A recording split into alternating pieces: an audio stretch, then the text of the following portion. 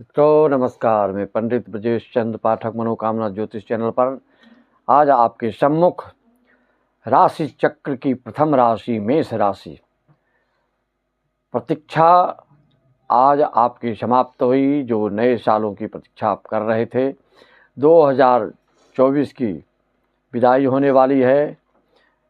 दिसंबर माह प्रारंभ जाते ही आप अपरक प्रतीक्षा कर रहे हैं कि 2025 मेरा कैसा जाएगा और उसका प्रथम महीना कैसा रहेगा, उसकी गोचरीय स्थिति क्या रहेगी।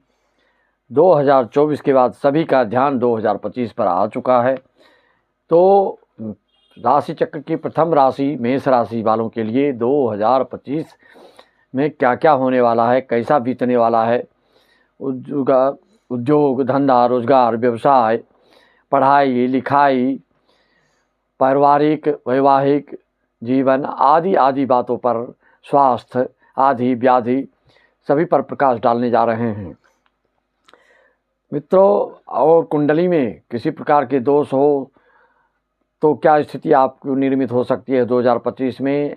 सबसे बड़ी बात कि 30 साल के बाद अब आपके राशि वालों के ऊपर 7.5 भी 29 मार्च 2025 से प्रारंभ हो जाएगी और 14 मई को गुरु राशि परिवर्तन करके आपके धन भाव से निकलकर पराक्रम भाव, तृतीय भाव, यात्रा भाव, बंधु भाव में आ जाएंगे। 18 मई 2025 को आपके राहु मीन से निकलकर कुंभ राशि, कहने का तात्पर्य आय भाव में, इनकम भाव में आ जाएंगे। केतु आपके पंचम भाव में आ जाएंगे।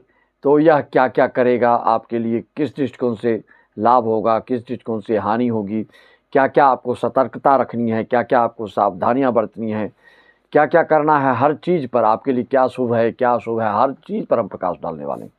2025 में गोचरीय स्थिति का विशेष वर्णन होगा।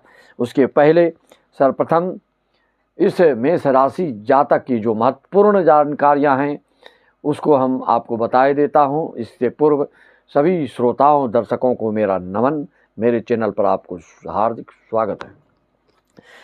मेष राशि आप जानते हैं, मेष राशि का स्वामी मंगल होता है, जो ग्रहों का सेनापति कहलाते हैं, सेनापति होते हैं। तो ऐसा जातक बिल्कुल पराक्रमी, साहसी, जिद्दी, अपने मन की सुनने वाला, किसी की सलाह ऐसे जातक सुनते नहीं हैं। ओजस्वी, दबंग, दृढ़ शक्ति से परिपूर्ण होते हैं। मेष राशि वाले हर मुसीबत को चीरते फाड़ते, कंटक पथ को भी अपना उसमें सुमार्ग बनाते हुए अपने लक्ष्य तक पहुंचने में कुशल, दक्ष और निपुण होते हैं। यह आपकी विशेषता है।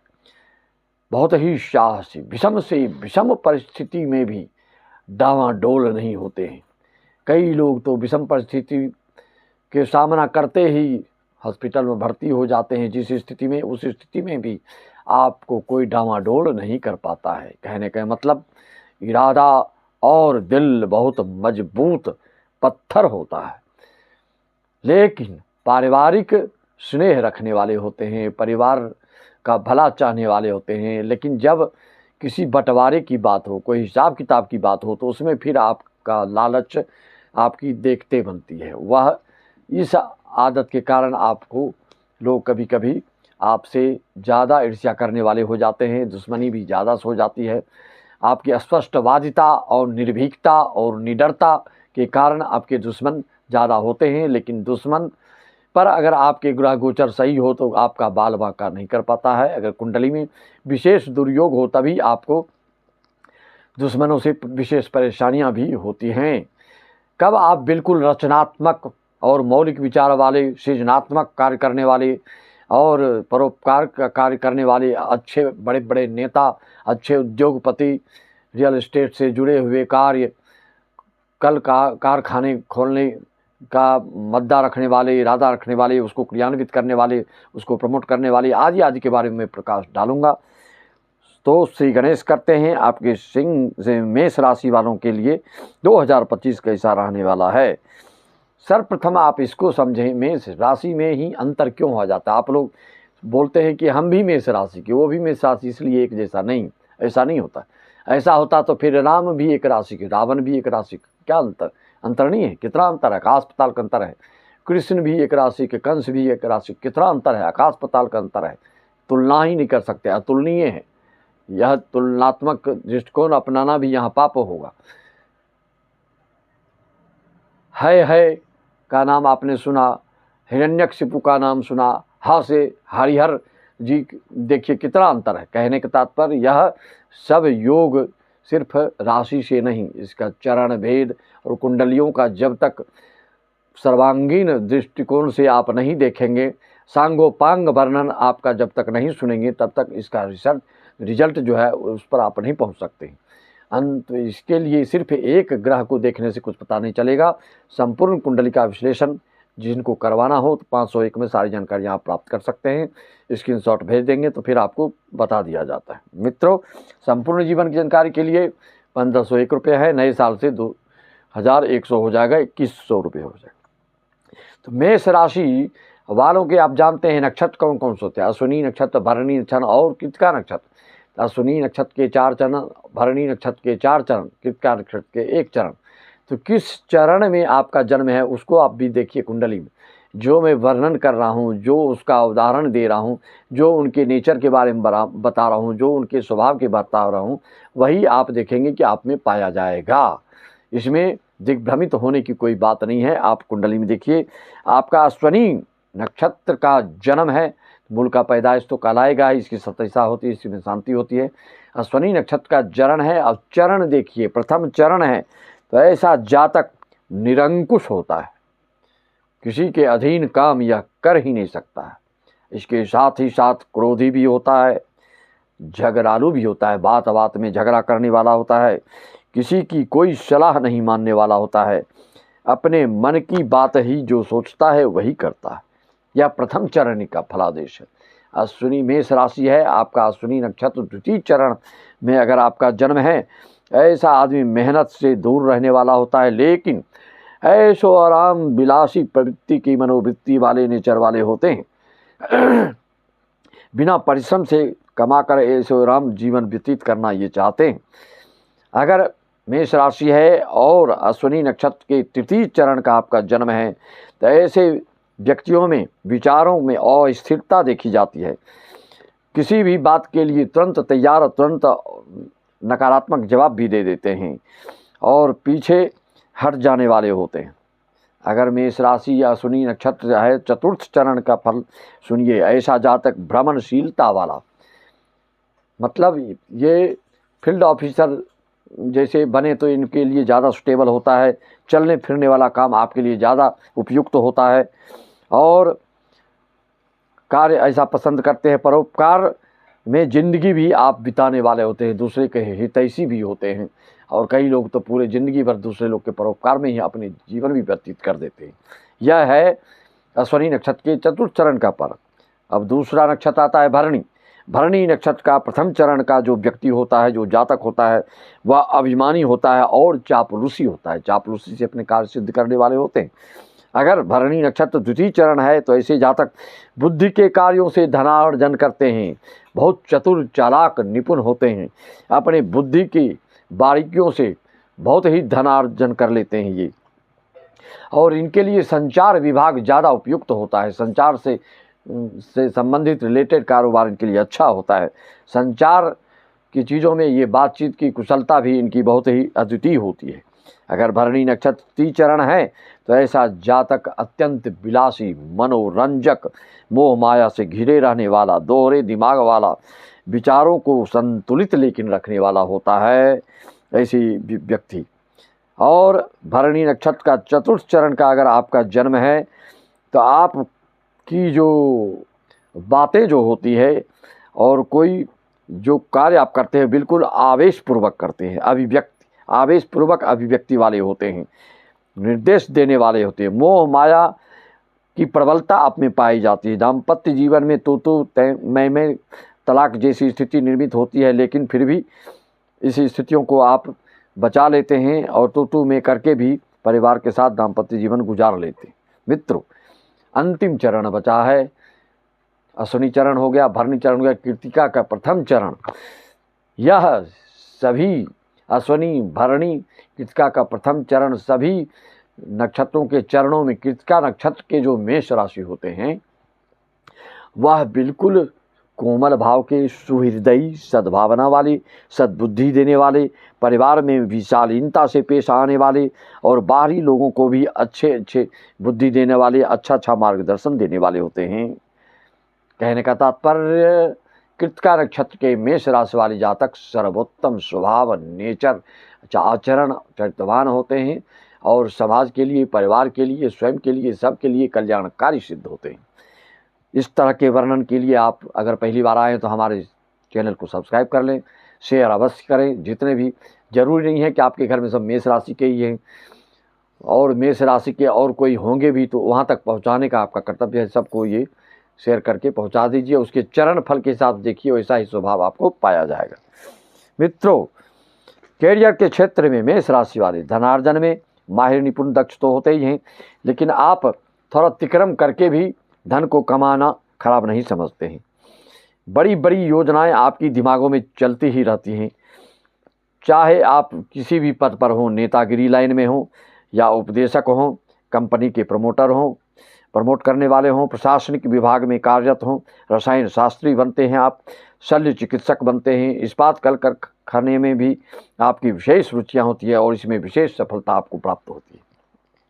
अगर कुंडली में अशुभ योग हो तो ऐसा ही मेष राशि जातक वाला कठोर कार्य करने वाला, क्रूर कार्य करने वाला, बिल्कुल क्रूएल होता है, दुष्ट होता है और इसमें वो अग्रगण्य बन जाते हैं। मारपीट, लड़ाई झगड़ा, दंगा फसाद, मार कार, चोरी डकैती, बिल्कुल अपराधी प्रवृत्ति को हो जाते हैं। दादागिरी करके पैसा वसूलने जैसी स्थितियाँ ऐसे जातक उसमें इन्वॉल्व हो जाते हैं। अगर कुंडलियों में बिल्कुल अशुभ योग बन जाए तो रचनात्मक के बदला विध्वंसात्मक ऐसा जातक विशेष रूप से बन जाता है।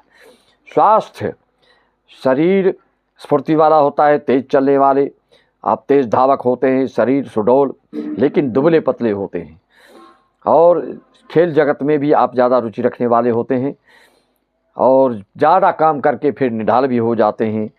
आपका खून, मंगल राशि वालों का खून गर्म होता है, इसलिए साहसिक कार्य में आप निपुण होते हैं।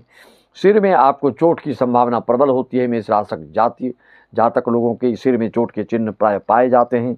बीमारियों के दृष्टिकोण से देखा जाए तो मेष राशि वालों को हमेशा सतर्क रहना चाहिए, रक्तचाप ना बढ़े, पाचन क्रिया हमेशा सुदृढ़ रखना चाहिए। गुप्त रोग, पाइल्स, भगंदर आदि, मिर्गी, अनिद्रा, आधा शीशी, आधा सिर का दर्द, मलेरिया आदि। मेष राशि वालों की मृत्यु जब भी होती है तो या तो पाचन क्रिया, लीवर फेल हो जाता है या गुर्दा फेल हो जाने से आपकी मृत्यु होती है अंतिम अवस्था में। यही कारण बनते हैं। ऐसे जातक को शादी अगर करना हो तो मिथुन, सिंह, तुला, कुंभ वालों से अच्छा जमता है, दोस्ती भी, और कारोबार, उद्योग, धंधा भी कंबाइंड में कर सकते हैं आप।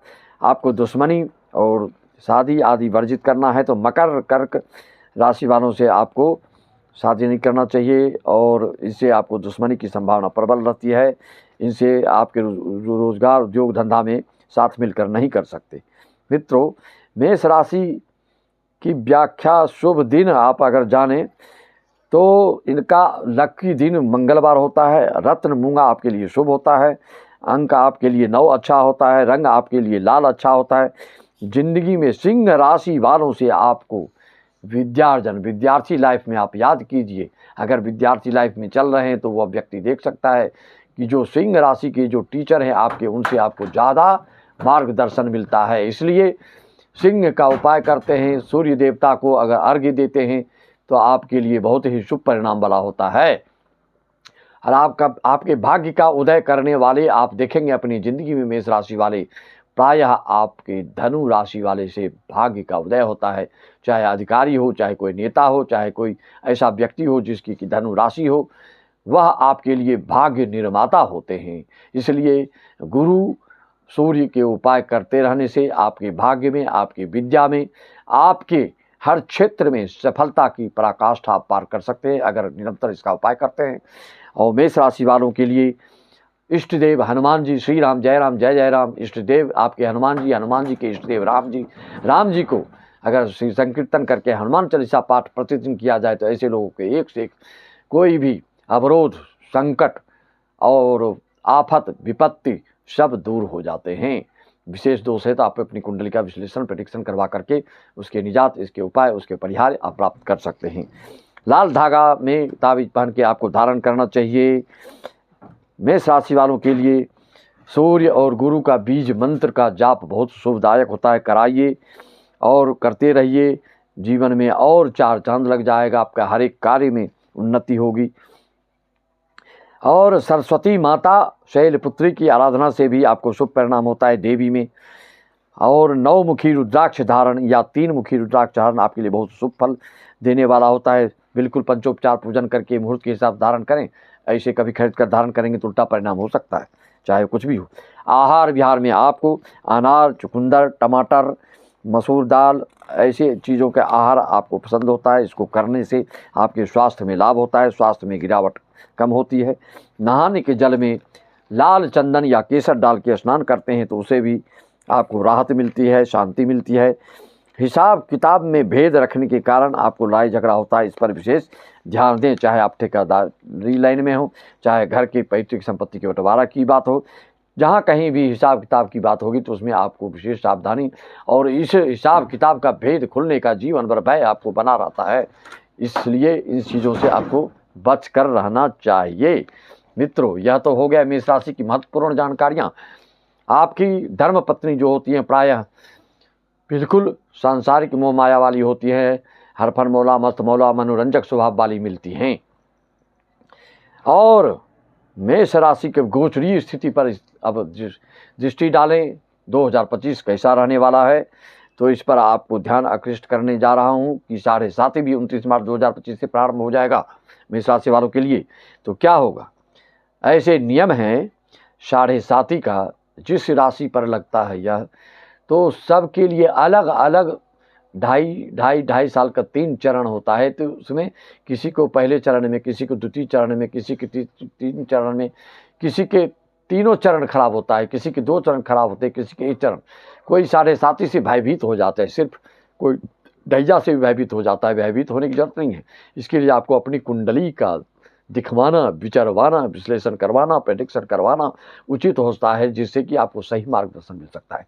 शनि की स्थिति आपकी कुंडली में क्या है, पूर्व जन्म में आपने कैसा कर्म किया, वह भी आपकी कुंडली से पता चलता है। गुरु शनि को देखकर पूर्व जन्म में अगर आपने खराब काम किया और शनि की दशा, अंतर्दशा, ढैया और 7.5 चलती है तो आपको विशेष दिक्कत, संकटों का सामना करना पड़ता है।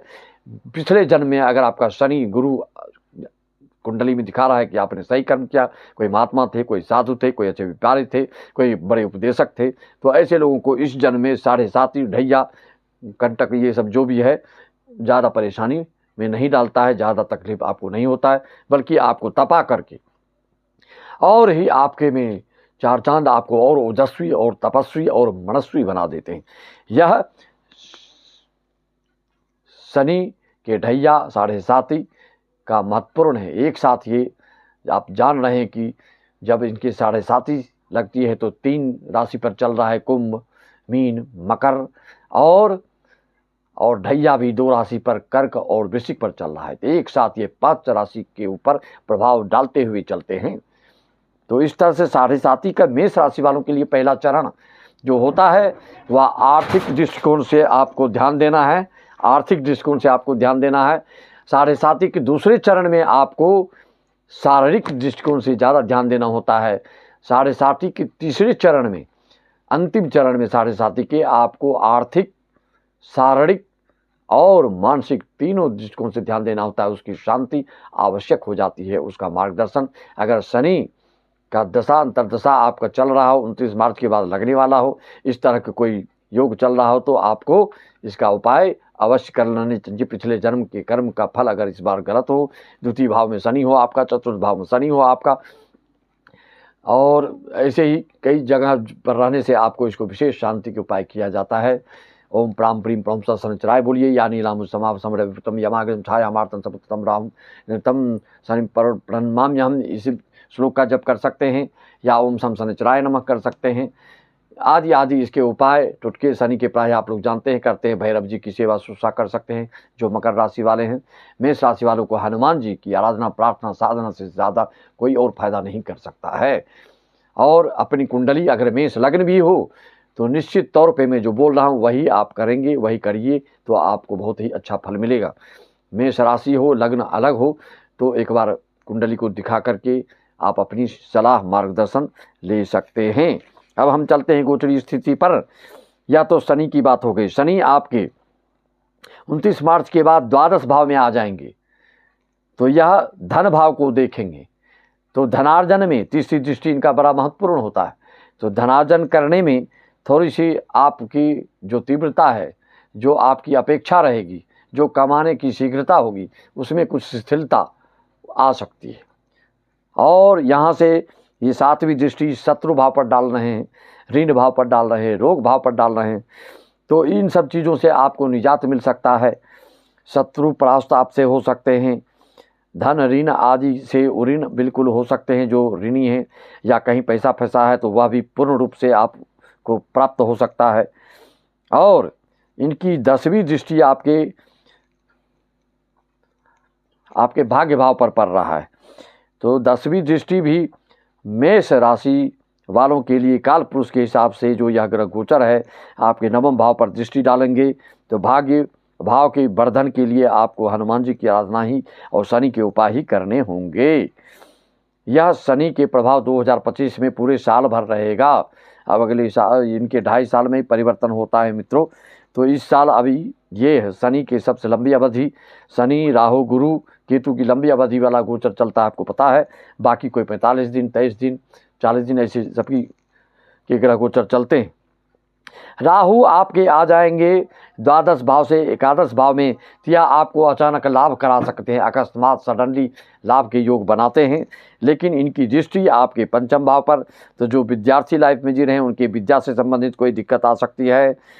किसी को पेट से संबंधित, पाचन क्रिया संबंधित मेष राशि वाले को और दिक्कत आ सकती है, विद्या में बाधा पहुंच सकती है। 5वीं दृष्टि आपके भाई पराक्रम भाव पर, तो आपको देश देश की यात्रा आदि करवा सकता है। भाई बहन से मनमुटाव भी थोड़ा सा बढ़ा सकता है। लेकिन यहाँ पर 14 मई को गुरु आ जाएंगे 3य भाव में, तो गुरु पर दृष्टि राहु की पड़ रही है, 5वीं दृष्टि एकादश भाव से, और गुरु की दृष्टि आपके राहु भाव पर एकादश भाव पर पड़ रही है, और राहु की एकादश भाव से तृतीय भाव पर 5वीं दृष्टि पड़ रही है। तो इससे यह गुरु चंडाल दोष के भी योग बन रहे हैं। तो पराक्रम में स्वास्थ्य की शिथिलता आ सकती है, और पराक्रम में उत्साह कम हो सकता है आपका। धनार्जन में जो गति होनी चाहिए उसमें आपको दिक्कत जैसी स्थितियां निर्मित हो सकती है, महसूस हो सकती हैं। लेकिन केतु 5वें भाव में आपको स्वास्थ्य के दृष्टिकोण से, पाचन क्रिया के दृष्टिकोण से दिक्कत करेगा। लेकिन आपके पूर्व जन्म के फल, अगर केतु की स्थिति आपकी कुंडलियों में सही है तो शुभ फल देंगे। यहाँ से यह केतु आपकी 5वीं दृष्टि भाग्य भाव पर डाल रहे हैं, शनि भी भाग्य भाव पर दृष्टि डाल रहे हैं। तो भाग्य भाव के वर्धन के लिए आपको कुछ उपाय करने होंगे। 7वीं दृष्टि इनकी आय भाव पर, और 9वीं दृष्टि आपके लग्न भाव पर केतु के पर रहेंगे, जिससे कि आपको थोड़ा सा मन में चिड़चिड़ापन, क्रोधावेश, आवेशात्मक कार्य करने से आपको बचना होगा। इन सब चीज़ों पर आपको ध्यान देना होगा। गुरु की 5वीं दृष्टि आपके 3य भाव से 7वें भाव पर रहा है, वैवाहिक जीवन पर रहा है, तो यह संतुलन बना लेंगे, वैवाहिक जीवन में ठीक रहेंगे। और यहाँ से गुरु भाग्य भाव को भी देख रहे हैं।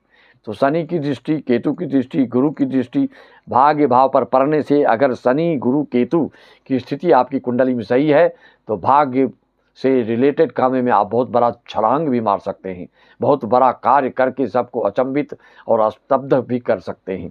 यह इस तरह के योग बन रहे हैं। 9वीं दृष्टि आपकी गुरु की पड़ रही है आय भाव पर। तो इसलिए जिस समय ग्रह गोचर आपकी कुंडलियों की क्या चल रही है, क्या महादशा, क्या अंतर्दशा, किस ग्रहों की क्या स्थितियां आपकी कुंडली में बनी है, इसके लिए जब तक आप अपनी कुंडली का प्रेडिक्शन नहीं कराएंगे, जब तक उसका विश्लेषण नहीं करवाएंगे, तब तक तो कोई भगवान नहीं है कि आपकी कुंडली का पूरा वर्णन आपके लिए सटीक हो जाए। यह एक जनरल प्रेडिक्शन है, और किसी प्रकार की आपको जानकारी अपनी जीवन से, लाइफ से संबंधित, दाम्पत्य जीवन संबंधित, केस मुकदमा संबंधित, किसी भी क्षेत्र से संबंधित आप बिल्कुल शंका से परेशान हैं और भविष्य से परेशान हैं, क्या होगा नहीं होगा, किंकर्तव्य विमूढ़ अवस्था में बैठे हैं, दुविधा में बैठे हैं, क्या होगा नहीं होगा मेरे साथ, तलाक की स्थिति बन रही कि क्या हो रहा है। जिस तरह की भी बात की जानकारी आपको चाहिए हमसे संपर्क साध सकते हैं। 501 में सारी जानकारियाँ प्राप्त कर सकते हैं। कुंडली के लिए 501 आपको डालना होगा। अगले साल की जानकारियों के लिए आप मनोकामना ज्योतिष चैनल में सर्च मार करके अपनी राशि के अनुसार से पूरा वर्णन देख सकते हैं। यह प्रेडिक्शन 2025 का बिल्कुल और नया से नया मॉडिफिकेशन करके आप तक पहुंचा रहा हूं, जिससे कि आपको संपूर्ण रूप से, समग्र रूप से मार्गदर्शन मिले, जिसका उपाय करके आप अपने ज़िंदगी में निखार ला सकते हैं। विद्यार्थी भी, उद्योगपति भी, नेता भी, अभिनेता भी, जो भी हैं, आपके जीवन की शुभकामना 2025 आने के पूर्व। वैसे तो सनातनियों के चैत्र मास के शुक्ल पक्ष की प्रतिपदा का श्री गणेश होता है, लेकिन हिसाब किताब पूरा इस देश का जो चल रहा है इस साल के अनुसार चलता है, पश्चात सप्ताह के अनुसार चलता है। तो उसके हिसाब से भी नए साल की सभी को मेरी शुभकामना, आपका उज्जवल भविष्य की मैं कामना करते हुए सबको राम राम, जय श्याम, ओम नमः शिवाय, हरिओम तत्सत, जय सत श्री अकाल, जय सच।